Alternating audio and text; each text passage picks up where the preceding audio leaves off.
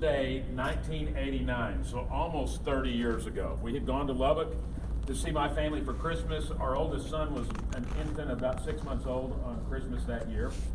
And we're driving back to Wichita Falls, I think probably trying to get back for Sunday. And Idalou is the first town east of Wichita Falls on Highway 6282. And I'm blowing through Idalou, and Jan says, "You probably better slow down." You know, I'm like, "It's Christmas Day. There's nobody out here running radar." Oh, what a fool I am. Then I saw the red lights about the time I got that out of my mouth. And this guy stopped, and I thought nobody would write somebody a ticket on Christmas Day. In fact, that's sort of the philosophy with our city officers. They don't write paper on Christmas Day or Christmas Eve either. I got paper. And so that was a nice Christmas present to drive back to Wichita Falls. So I decided I'll take defensive driving. I signed up, and being the good student that I am, I went all the way to the back of the classroom. And a real friendly guy sitting next to me struck up a conversation. We had a really nice chat, and he said, "What do you do for a living?" And I'm like, "Oh, great." I mean, obviously, I'm guilty. I have to tell him what I do. So I told him.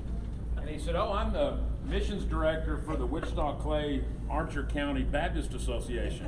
Well, we're both guilty.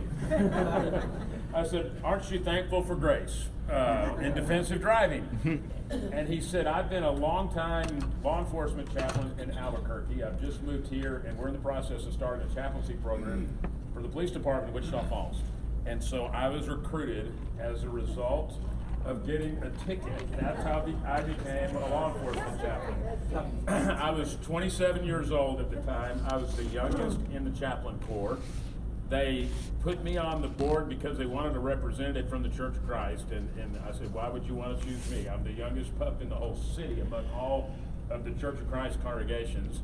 And they said, "We're going to make you our training coordinator," because I was a part-time instructor at Midwestern State. And so I thought, I don't know anything. They said, "Yeah, but you're a teacher, so you'll be a great training instructor or training coordinator."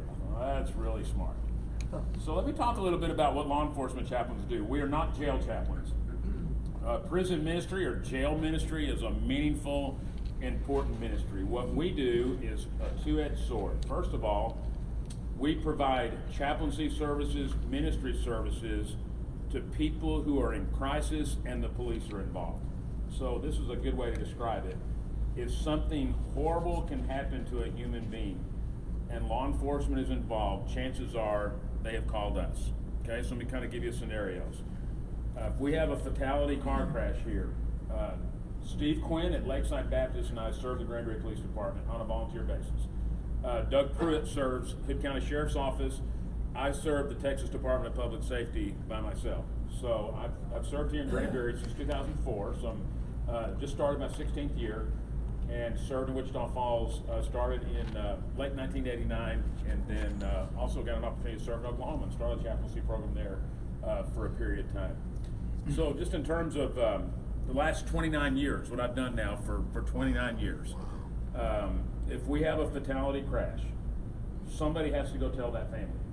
Now, prior to having chaplains, the officers went and did that by themselves. They would rather take a beating than do that by themselves. Right. For one thing, if they go alone, they've got to go to the next call. It's busy, they've got calls holding, they're going call to call to call. So you can't wait and really serve somebody. We go together. My training is to know how to do a death notification properly. As I've had many cops tell me, I don't know how to do that. I'm not trained to do that. I'm trained to be a police officer. I'm not trained to do ministry in the way that you do ministry. So we do that paired up. They are great partners. I always tell my young officers that have never gone with me before, I do the talking, you're there for my security. And they, without a doubt, they always say, "I'm good with that." So, you know, you've every possible scenario in a death notification. Wichita Falls, years ago, there was a man that was a retired teacher. His wife was a retired teacher as well. He was killed in a collision. We went about 9 o'clock one evening with a rookie officer that had never done a notification before. And we notified his wife, and I said, of course, in our protocol, first thing you ask is, who can we call for you? Your family, your pastor, neighbors, who can we call for you? And she handed me a Sunday school list. She and her husband went to Colonial Baptist Church there in Wichita Falls. She handed me the Sunday school list. You can call anybody in this list. And I was there taking care of her, and I handed the rookie the list. I said, "Get busy. Start calling." And in about 10 minutes, her Sunday school class converged on her. It was, I think that's probably one of the most meaningful expressions of Christian behavior I've seen in my adult life, ever. And I remember telling the young rookie when I left, I said, that's rare. You're rarely going to see that. But I said, I hope you took good note of what happened tonight, because that's really meaningful. We saw the presence of Christ tonight, and I said, we have both been blessed. So that's one aspect of what we do, and unfortunately it's not an uncommon thing. Or if someone dies out of town, and it's in an unattended, unexpected type death, and their next of kin here, they're going to call whichever law enforcement agency, whether it's the Hood County Sheriff's Office, DPS, or the city, and then we go and accompany that officer, that trooper, to make that notification. Okay? The second call, unfortunately, which is way too common, are suicide calls, where there's actually been a completed suicide. So the investigator's responsibility is they're there to do an investigation. Our responsibility is to take care of the family. I remember going on one probably 10 years ago here in Hood County, and it was a young woman who had taken her life, and she had a younger sister who was 15 or 16. And I made scene. The investigator immediately walked toward me and said, look, he said, I'm going to trust you, this 15-year-old. I'm going to tell you right now, she's not cooperating with us. I said, oh, yeah, thank you. I'm glad to hear that. Then I walked up to this girl, and we obviously can't be back in the home. It's a crime scene. It's cold outside. So you got to figure out where to do ministry. And the tailgate of my pickup was my office that night. And I always carry extra jackets and extra blankets in my truck. And I gave her a blanket. I said, step into my office. And then she kind of looked at me. It started to get dark, and she said, you're Daniel's dad. That's my middle son. I said, yeah. I said, how'd you know? You look just like him. And I broke the ice. She was completely cooperative for me, and of course, obviously, she was overwhelmed by the circumstances. But that's a second very common call for a law enforcement chaplain as far as things like that. Death notifications, suicides, homicides, of which we've had several. You may recall when the two women were killed in the parking lot at Miaco's in 2008. I helped with the notifications on that call.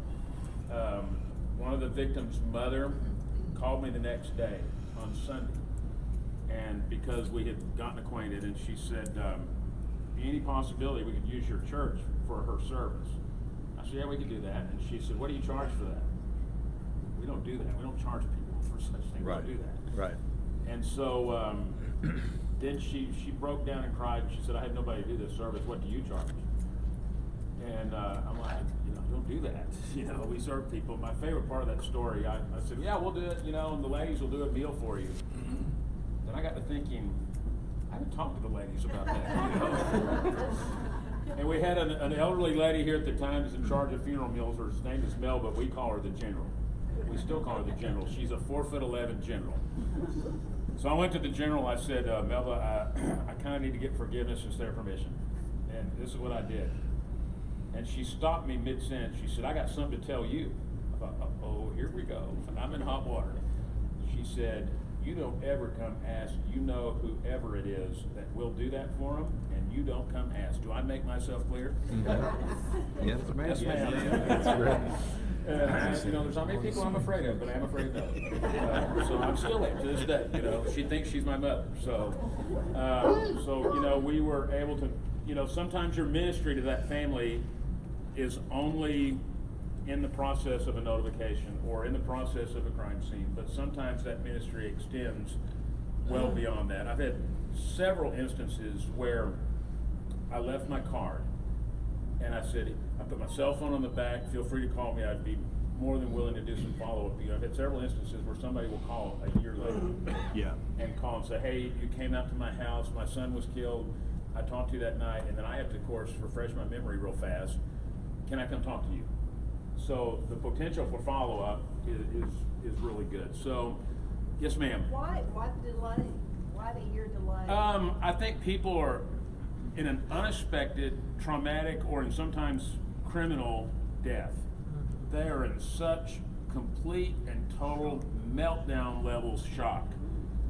You hand them your card, and you might as well be Charlie Brown's teacher speaking to them, because they don't have the emotional and mental ability to process anything at that point. And so I think for some people, a full year goes by before it really settles in what's happened and before they're even able to have that conversation. I've had two like that. I had one was a young man who committed suicide, talked to his father. These are adult men, fathers. Another one was a crash where a young son had been killed, and the father contacted me a year later. You know, we deal with really nice people. We deal with people, I tell people I have been called everything you can be called, and then a few you've never heard before. Everything. Over 30 years, I've been called more than once. One of the worst cussings I got. I mean, this guy, it was it was a pretty good one. Out on a crash scene one morning, this guy let me have it. And before it was all said and done, I ended up officiating at his wife's service. And we've actually become friends. I don't even think he remembers. I'm kind of holding that over him. I'll tell him someday. You know, so I've never even told him and have no intention really of doing that. So the third thing that we would do is benevolent type situation where an officer encounters someone who's really in some kind of desperate situation. And if an officer calls you and wants you to put somebody up for the night or help them with a meal, they've been fully vetted. You don't have to wonder if that's a legitimate need. These guys are so cautious, so running people's criminal history, checking them from every possible angle. If they call me at 2 o'clock in the morning because somebody needs to be put up, I jump because I think this is legit. I better go. And that doesn't happen real often, but it does. I remember taking a man that was homeless. An officer encountered him on 377 because a citizen called to complain about him because he looked suspicious. And the officer called me, this is in the middle of the morning, it's like 9 o'clock in the morning. He said, I just think the guy's hungry. Is there anything we can do? And I said, well, I'm not far from there. I'll just come by and see what we can do. And I picked him up and I took him to the firehouse to eat breakfast. Guys, he was homeless. He was in a bad situation. He was incredibly intelligent. I had a hard time keeping up with him intellectually, having a conversation with him. I mean, he was very interesting. I mean, it was he ate like you can't imagine. And a lady that owns the firehouse is a dear friend, wouldn't let me pay her that morning, you know, because she saw what we were doing. The last story I'll tell, I got called to Walmart one Saturday because there were two brothers. One was an amputee, double amputee, elderly gentleman, had to work for food sign or something along those lines. Well, Walmart corporate policy, that's a no-no. You can't do that. So we had a lady as an officer at the time. She has since moved to Erath County, works for CPS now. She got over there and she said she didn't know what to do. I mean, she felt sorry for him. So she called me. She said, is there anything you can do? And I said, oh, I'm sure there is. I'll come over. And I was here at the office. It didn't take me but just a minute. So I chatted with these guys for a minute. I said, really, we don't have a shelter here, so to speak, at that time. And there's not a lot. The best thing I can do is get you to Fort Worth, which is not the best solution, but it's all I knew to do at the time. I said, would it be helpful to you if I bought you a tank of gas and we went over to Wendy's and got you some lunch? Would that be helpful? And sure, they were very gracious. They were really nice men. They were just desperate. And I said, okay, we'll do that. I went back and I talked to the officer. I said, here's what I'm going to do. And she just gave me this dirty look. I'm like, all right, Brandy, out with it. You know, what have I done? Well, we can't just send them with nothing. And I said, well, what did you have in mind? She said, well, we ought to go to Walmart and get them some bottled water and some non-perishable food they can take with them. I said, well, let's go do it. So she's obviously in uniform, and I walked in there with her. We're going up and down the aisles of Walmart, and people are giving us the evil eye. You know, all the citizens, you know what they're thinking? We're a couple in there buying our groceries on city time. And I said, Frank, I think we're a couple in here buying our groceries on city time. I won't repeat what her response was. But what she told me is she didn't really care. So we go to check out, and I said, Brandy, let me pay for this. I got the church credit card. The church is cool with that. They'll let me pay for that. And she said, put that up. This is on me. Now, that kind of thing happens with officers all the time, and I know you're seeing a lot of really negative press in the media. That is an everyday occurrence, not just here in Granbury, but it's everywhere. I've seen our guys do that over and over and over out of their own pocket, repeatedly. And I've also been threatened with every inch of my life if I ever tell on them when they do something like that, that they're going to find my body somewhere. So, you know, they're just such great servants. Which leads me to the second part of chaplaincy is the second part of the two-edged sword is providing pastoral care for law enforcement officers, EMS personnel, and firefighters. It's a hard job. They see more human suffering in one shift than a lot of people do in a lifetime. I always know if I need an attitude adjustment, I go right out of shift with them. And my attitude is usually adjusted because I think, okay, I'm good. I don't have any problems. And it's not necessarily the dramatic felony type events. It's the grind of people, their suffering, poverty, people out who are just, alcohol is controlling their life and they do things they shouldn't do. It's, everything. Kid calls where there's a child involved and you got to get CPS in the mix. It's super stressful. These guys have hearts. Now, some of them want you to think they don't. Okay, I was with an unnamed city officer, went to do a death notification, and this family, we had to tell an 11-year-old girl her 9-year-old brother had been killed in a crash. And most of the time, parents want to do that themselves. I always say, I'll do it or you can do it. That needs to be your call as parents. And in this case, the parents wanted me to do it. I said, okay. So the officer who was with me went in there, and I sat down, held that little girl's hand and told her it was very difficult for me. I've done this for 30 years, and that one was still hard. And I just happened to kind of glance to my left, and this particular officer who wants you to think he's a hardened case, he had elephant tears as I'm sitting here talking to this little girl. And I thought, I'm thinking to myself, he does have a heart. I just wasn't aware of it. But then it occurred to me, he has a little girl at home that's about this kid's age. Okay, you don't go home after the shift and just say, it was a great day at the office.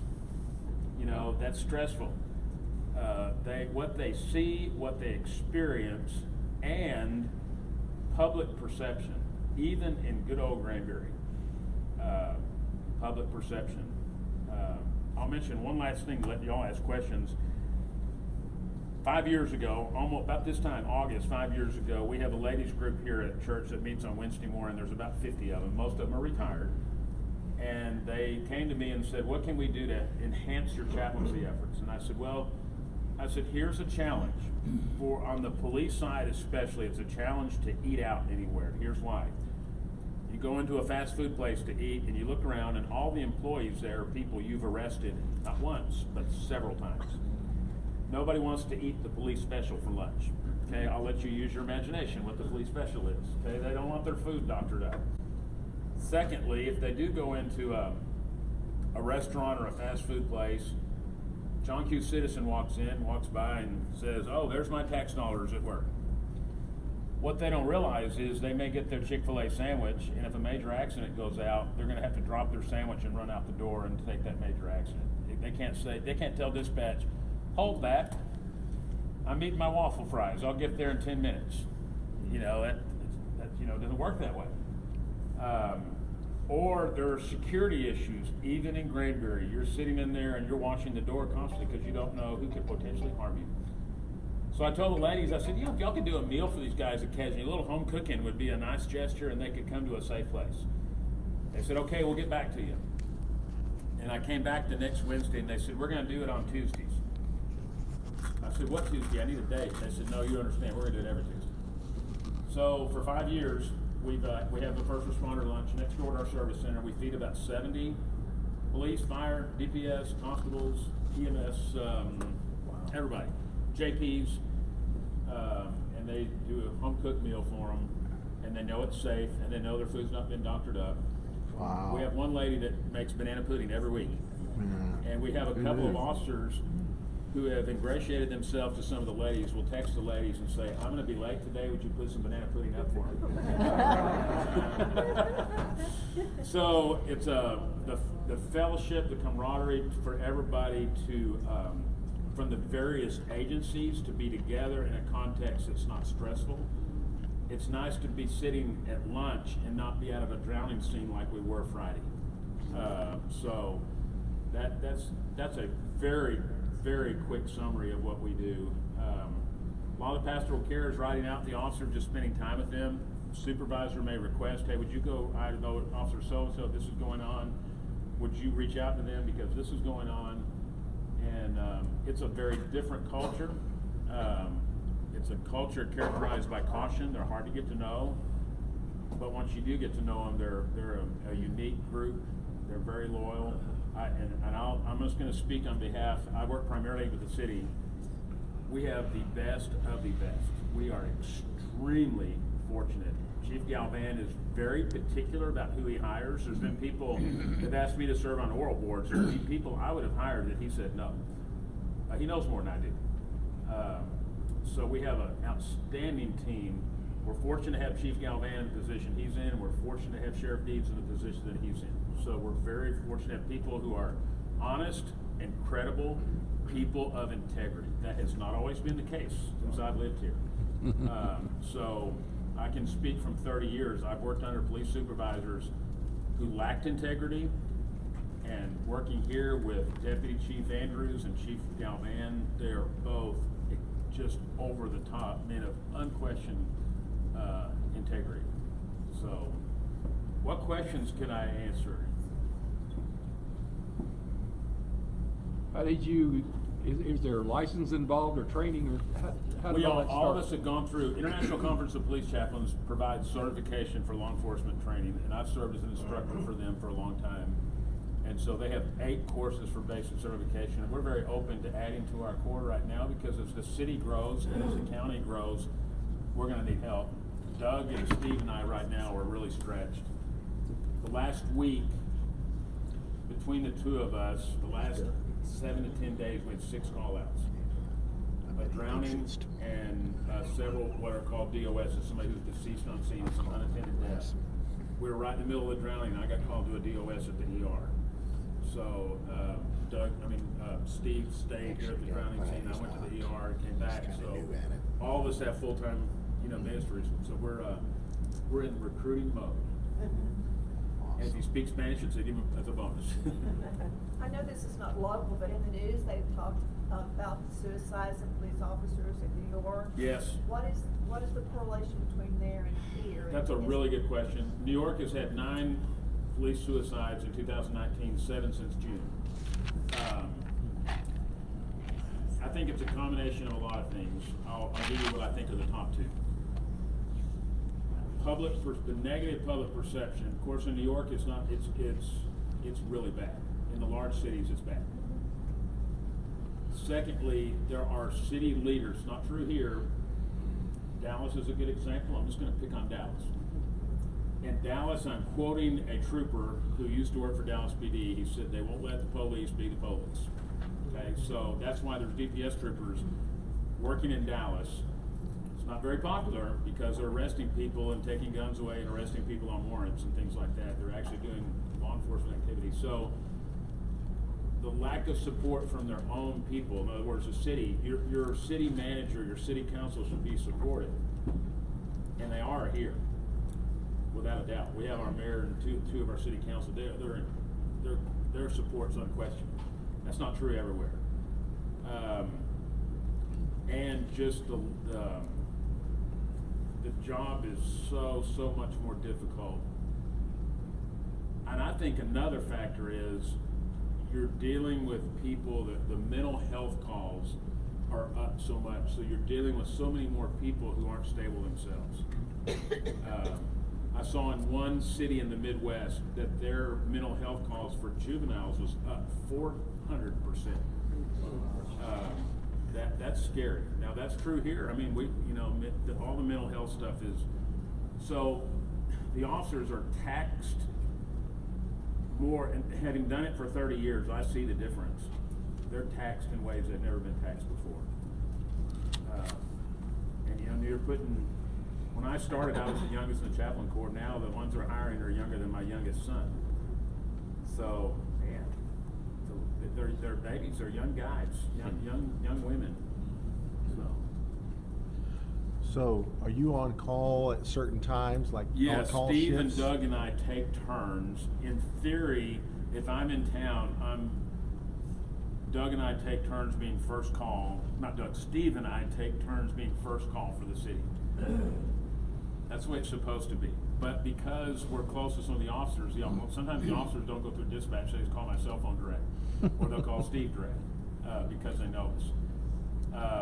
Doug covers the county pretty much by himself, and so we're just there to help him when he's not available. And that's tough because his call load is unreal. So Steve and I try to jump in there and help him a lot.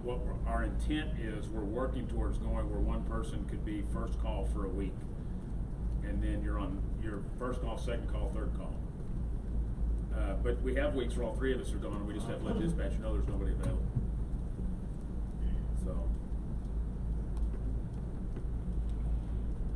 So it's you know, I wouldn't do anything else. And let me tell you a little of my heart behind it. When my dad passed away when I was 15 years old, my parents had no hint of church ties at all, none. And so here we're in an ICU waiting room in Lubbock by ourselves. There's nobody. And so when I got ministry, my initial inclination was to be a hospital chaplain. And then y'all are going to laugh when I tell you what I did when I was going to seminary. I drove a wrecker and worked in an auto repair shop. And people would come get their loved ones' belongings at our yard after a fatality crash. And I remember thinking, oh, there's got to be some way to minister to these people. Be careful what you wish for. And so when that opportunity came up in Wichita Falls, when Gene told me in defensive driving that night, I thought that's my calling. That's what I'm supposed to do. Wow. And so my philosophy in Granbury is, on my watch, if somebody's had a traumatic event, they're not going to be alone on my watch. That is not going to happen. I will be there and I will treat them exactly like I would want my family to be treated. I don't care who they are or what they call me. I'm going to treat them the way they should be treated because they're experiencing a traumatic or criminal event. And I feel passionate about it, and I love what I do. I wouldn't do anything else. It's my true niche, and the church here has been incredibly supportive of me, and I know Steve at Lakeside, Lakeside's been really supportive of him. Brett, do you have a question, sir? Yeah, the certification process, how long does that take? ICPC has a regional training. There's about 5 states in the region, so sometimes it's as close as Lubbock. I actually hosted it here in 2011 at the conference center. So in a week, you can go get your certification in ICPC training in a week. And it's in the spring. It's usually in March or late March, early April. So we need to host it again here. It's really a great experience. I had 100 chaplains here from 5 states. And our officers and troopers were very accommodating. When I lined up ride-outs for all of them. And I enjoyed some of my more colorful officers. I really enjoyed thinking about who else I could put with them. I'll end on a humorous note. When I first started with the city, I started right after Chief Galvan took over, and I went in to talk to Mitch about doing some chaplaincy stuff. I walked in his office and he said, I know why you're here, and the answer is yes. And he said, but I've got one rule. I said, yes, sir. He said, the spiritual needs of my officers comes first. I want my own people well taken care of. I said, you think like that, we're going to get along great, which has been the case. Yeah. And so he introduced me to Cliff Andrews, who was the patrol lieutenant at the time. He's a deputy chief now. And Cliff was a young supervisor. He's probably one of the best supervisors I've ever worked under, hands down. And he said, hey, I want you to come right out. Come out like on a Friday night after work. This is when they had the traditional 8-hour shifts. They work 12-hour shifts now. Come at 3 o'clock and I'll set you up with somebody. I said, okay. So I went down one Friday afternoon. I said, sir, I'm here. I'm going to ride out tonight. He got this big grin. He said, I tell you what we're going to do. We're going to make this fair. We're going to walk down to the squad room, and the first officer I lay eyes on, that's who's you're going with. He said, does that sound fair to you? I said, that sounds great. We walked down there. Randy Dees, she's not with us anymore. She's the same officer I dealt with at Walmart. She was sitting in there in the squad room working on a report all by herself. Then he turned around and he got a grin that was even bigger. It was an evil grin. I'm like, I don't know, he's up to something. And he said, Brandy, I want you to meet our new chaplain. Oh, she was very pleasant. He's going to ride your shift with you tonight. Oh, fine. No, she was very nice. That's pleasant. Okay, yeah, come go with me. We went out at 3 o'clock and we made a couple of calls, and then she pulled in a Dollar General and she slammed on the brakes of that patrol car and she threw it up in park and she looked at me and she said, all right, out with it. What have I done? And I said, what do you mean? And she said, they assigned you to me. Obviously, I've done something. I want to know what it is. And I said, you've only done one thing. You were in the wrong place At the wrong time. You got stuck with me. And she started laughing, and she said, I've never worked with a chaplain. I have no clue what a chaplain does. So I started going through the whole list of what we do. And she said, stop now. I said, what? And she said, I'm going to put your phone number in my cell phone number, and I will use you, and I will call you. And that was the beginning of a great friendship. And she wasn't his character, and they all are. You know, when you first start out, they're a little hesitant about the preacher riding with them. Right. I always tell them on the first ride out, oh, I'm so excited about tonight, I'm going to do a dry run of my Sunday morning sermon. And they think I'm serious, because I don't smile. You know, when I tell them, I don't smile. And so they're always hesitant. Now I go down there, I've been around long enough, they'll fight over who's going to take you, because they enjoy the company. And they also know when we're there, there's a lot of things we can do on calls that bring peace. Right. If we do it right, we can bring peace. So thank you so much for letting me share. I hate Doug couldn't be here. Y'all are stuck with me. Doug's, we really appreciate what he does at the county. And Doug also is the sponsor for the Law Enforcement Explorer program at the Sheriff's Office. And that's a real asset as well.